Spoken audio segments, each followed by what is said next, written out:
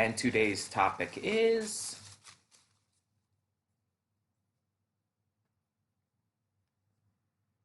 ah,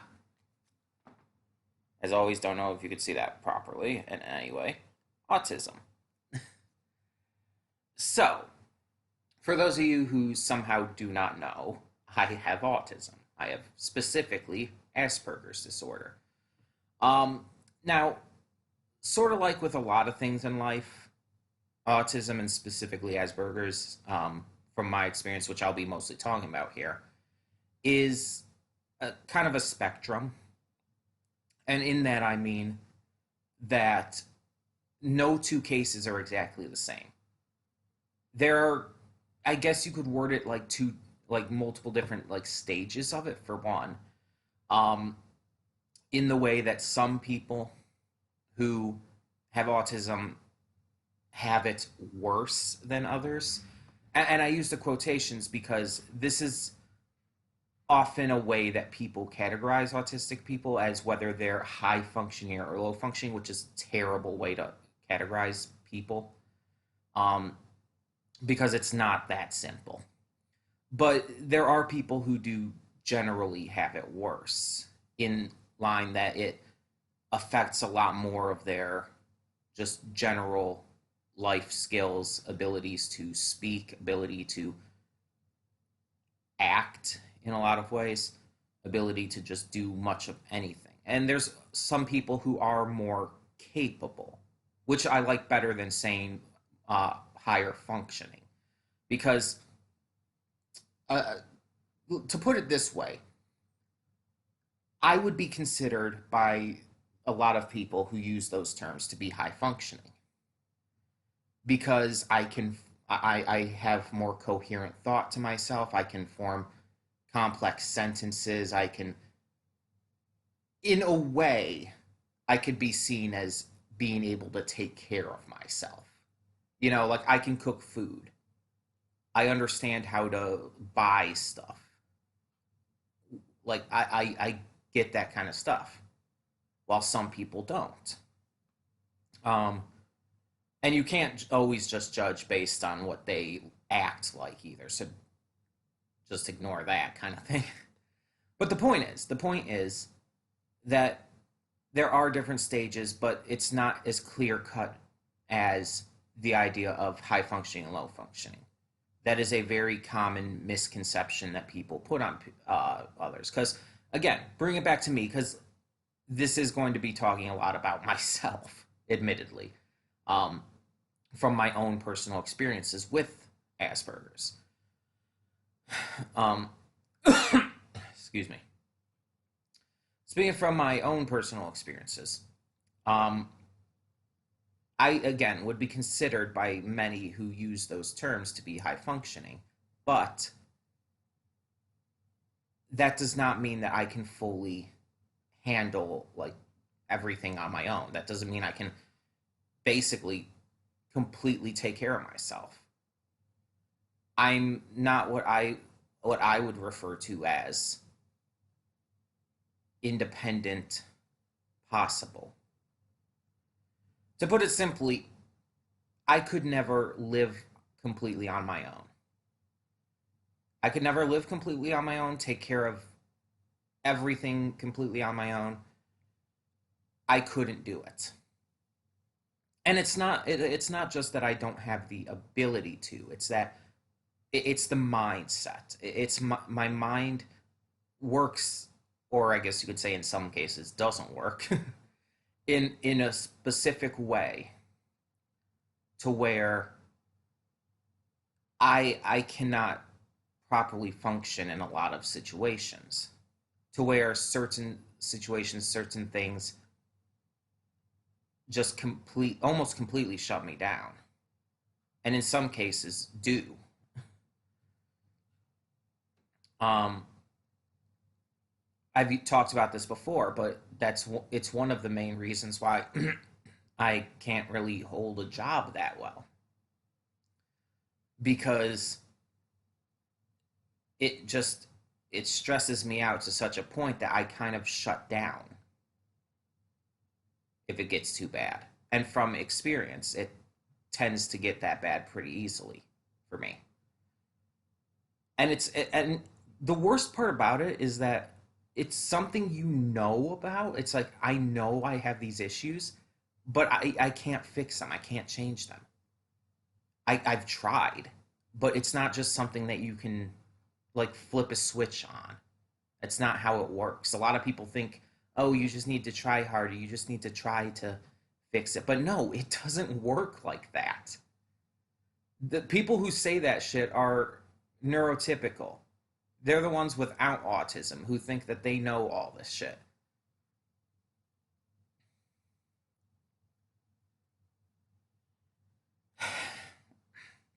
It's not just, excuse me, it's not just something you can flip on and off like that. It's, you have to realize it's a mental disorder. When you boil it down to it, autism is a mental disorder. People with autism, our brains don't work the same way. And they can't work the same way. Yeah, there's a lot of things you can overcome. There's a lot of ways you can better yourself, of course. Of course. But it's only like in small degrees, and it's not usually a permanent change. It's kind of like a short term solution, basically. And it bothers me a lot of times that people just refuse to understand and refuse to hear from actual autistic people about what it's like to be autistic. Like they basically say, "Oh, we'll get our information uh, from these psychologists and everything who study this shit," and it's like, okay, that's a fair thought to have normally.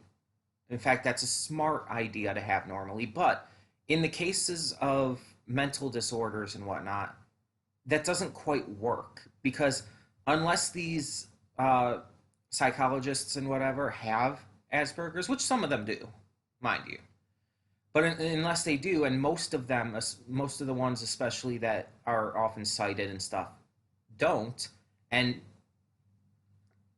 I'll get to some other stuff in regards to that in a bit, but they often don't. And too often, it's the ones that don't that people will cite and people will look to. And it's these ones, even if they have family who are autistic or friends, it's like they still don't know what it's like. And as such, they're not experts on it. They can't be. It sounds like a very exclusive kind of thing, but it's true with any kind of mental disorder, not even just autism. You don't know what it's truly like unless you are actually autistic. Which, going into my next point, is why Autism Speaks, the organization, fucking sucks. They don't employ autistic people on their board and shit. And most of their efforts are put into trying to cure autism.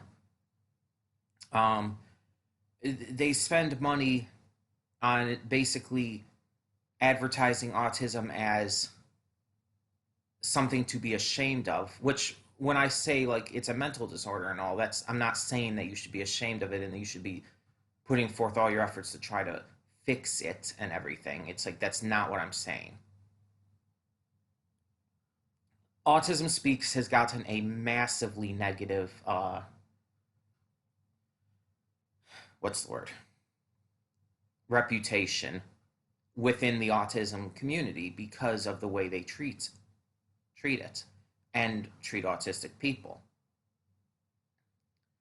And they've just people have been opening up and really it seems like most of the people who support them nowadays are the neurotypical people who have no idea what autism is about either.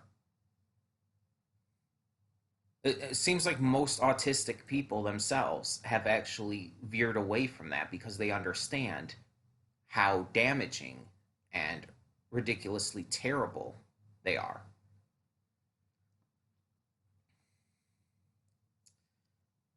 So like you see these like different like phrases and stuff that like autism speaks doesn't speak for me, and it's like it's true. It's because they don't speak for us. They're speaking basically for their own desires, for their own uh notoriety in a way. um but yeah, it's just it's ridiculous. Because something that some people don't understand is that even if you're not like one of the more extreme notable cases of autism, the only kinds that honestly are ever given attention in the media, um, even if you're not, it's like autism affects pretty much everything you do. People with autism, again, can have a myriad of symptoms, so many different types of things going on, and no two people with autism are the same. um, let's note some things that I have trouble with. For example, I have trouble with speaking. You guys may have noticed that in reactions. I bring it up all the time. I have trouble with speaking. I can type things fine. I can get my thoughts across while typing them. But if I'm actually talking, it's harder. I tend to stutter a lot. I tend to have pauses and shit. I use these like these classic verbal pause words like and stuff like that a lot. And it's like it it just comes across as like I can't get my thoughts through. And that's pretty much what it is. I can't get my thoughts through that easily when I'm speaking. That's why if you've ever seen like anything I've written, it's always a lot more better worded. Everything just seems more clear and succinct. But when I'm speaking, I almost sound like I don't know what I'm saying, even when I do. Um, yeah. But like another thing, I have a very heavy issue with like learning and retaining information, which was horrible in school. But the thing is, with another part of that with autism, a common symptom that a lot of people have had, but not everyone, but a lot have had, is that while we have trouble retaining information and stuff, it's usually only for things that don't interest us. When we like get into something that we like, we can retain information easily. I could tell you all kinds of stuff about Harry Potter. I could tell you all kinds of stuff about a bunch of different anime and cartoons and whatnot. But when it comes to like math, oh, I can't. I couldn't like go find someone else for math. Put to put it in perspective, I failed pre-algebra, not algebra, pre-algebra, 3 times in college, and I only took it 3 times. So yeah, I math it does not click with me. It just does not click with me, and it's because of my autism. But throughout school and stuff, I was just told I was lazy and shit because people didn't understand autism, or there are some jackwads out there who like to say the very classic, I guess you could word it, the very classic idea that, oh, you're just using that as an excuse. You need to learn to work past that. And I hate that. My parents have used that on me, and I hate that so much. Because it's like, yes, I am using it as a fucking excuse because it's a fucking excuse. It's a literal mental disorder that literally keeps me from being able to properly function.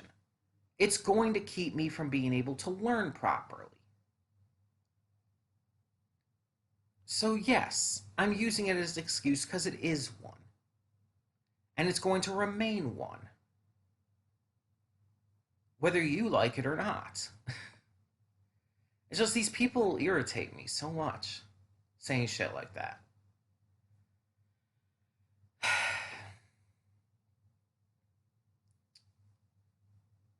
But as I mentioned, when it comes to stuff that we do tend to get into, whether it be books or movies or cartoons, anime, video games, whatever, we can latch onto that. And I don't know why, but our brains allow us to almost kind of have a more notable hook on stuff like that than normal. It's like we latch onto that stuff and we remember things that it's like seem very inconsequential. And it's insane how it works like that. Because it's like in a way you wish that like you could be good at the stuff that you just that won't click. I wish I could have been good at math. Not because I necessarily want to be good at math, but because it would have made things so much easier. If I'm being honest, it would have made things so much easier in school if I was good at math. I wish I could have been. I tried to be. I tried my damnedest to be able to get better at math. I could not. For the life of me, I just could not. It did not click. Yeah, I obviously learned some certain things. Like I could tell you what PEMDAS is, the order of operations and all that. Like I could tell you that, but I can't tell you like how to do algebra, algebra, pre-algebra, a lot of stuff like that. I, I, for the most part, let's put it in this way. I have when I'm counting anything, even if it's just a small amount, I have to usually use my fingers. I have to because my mind doesn't process things properly otherwise. And it goes into other things like that with processing information as well. I actually have to look at my hands to tell which way is left and right half the time. Not all the time. There are some times where I can just automatically know. But especially if I'm like if I'm in the car with someone and they're driving me home and I'm directing them where to go, if I'm going to tell them, "Oh, you have to turn left here," I actually have to look at my hands first to make sure I know which way is left. And it's ridiculous. It's completely ridiculous. I acknowledge that. But that's how my mind works. I literally have to do that. Otherwise, it does not click with me. It will not click with me otherwise.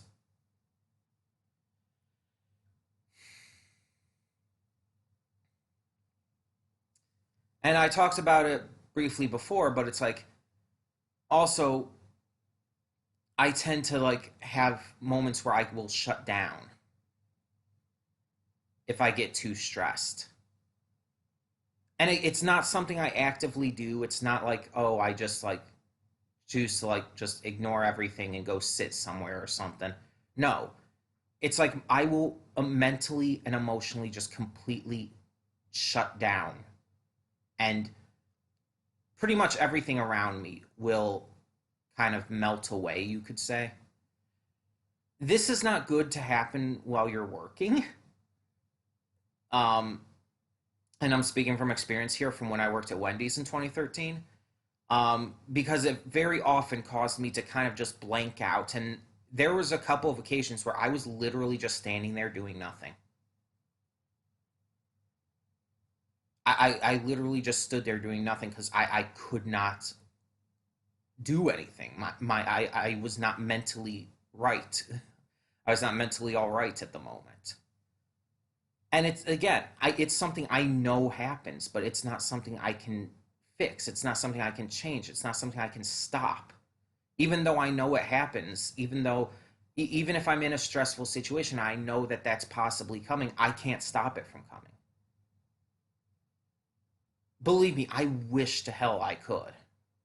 And it's not just a case of I need to try harder. I literally cannot.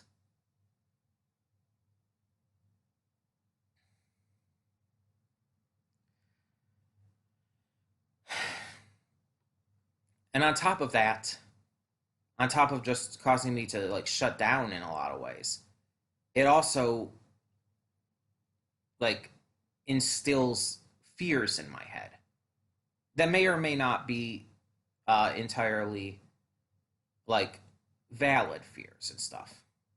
Like, sure, a lot of people are scared of like bugs and stuff. I'm not talking about fears like that. I'm talking about like the fact that I have a legitimate, almost phobia level fear of having a job. Not because I'm like literally afraid of the prospect of having a job like I would be a spider or something, but more along the lines of that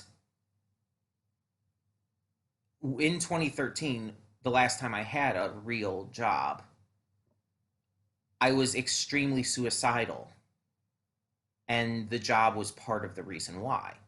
So my mind, again, this is something I can't change and I can't fix. My mind automatically equates that depression and suicidal tendencies with the job because that was a main factor in why I had that depression and attempted suicide so many times. So my mind equates the two as being cause and effect. And so when I start thinking about like applying for a job or having a job, for the most part, my mind will just it'll like feel like it's being attacked basically. And it will like put up all these warning signals inside my head telling me no. There's only ever been a couple of things that I don't get that kind of feeling for. One being childcare. I don't know what it is entirely, but something about childcare specifically just it clicks with me. And I've never worked in childcare exactly. I've had some kind of childcare experience with like churches and stuff. And I've had a trial run at a daycare center once, but it didn't go anywhere. But the trial run was great. The kids loved me, and I loved working with the kids. Um, but yeah, it's like overall, it's like that's one of those few jobs that just does not scare me, and I would love to have. But it's like it's a super discriminated against field. It's like if you're not a cis woman, it's they kind of look down on you in that field. But I'm not getting into that right here because that could be a topic for another day. um, the point here is that things are just kind of fucky when you have autism. My mind just like fucks with me because of this shit. And it's like there's a couple other things that it's like okay, I could do this or see myself doing this without it causing me pain and everything. Like obviously doing YouTube stuff even if I don't actually really get paid for it. The most I get are donations from you guys, which I'm always thankful for. And hey, you guys get something out of it too. But yeah, it's like I don't get like monetizations or anything, mostly because I don't feel it's right to try and monetize these videos. But yeah, the point is that autism really sucks in a lot of ways. But then there's a lot of ways where it's actually not terrible. Again, like with just how passionate a person with autism can care about something and how much they can really understand what they care about. That's always been cool to me. I love passion. Passion is awesome. um, but yeah, yeah. Um, it's something I struggle with though. Something that affects everything about me. The way I speak, the way I think, the way I talk. Speak and talk are kind of the same thing, but you know what I mean. Just it affects me in everything I do. And it's not just something I can get over or work past. It doesn't work like that. So, yeah, if you guys have any experience with autism, whether from yourself or a loved one or a friend or just anyone you might know, please feel free to share your stories down in the comments below. I I really love hearing stories about people and just how they can continue on and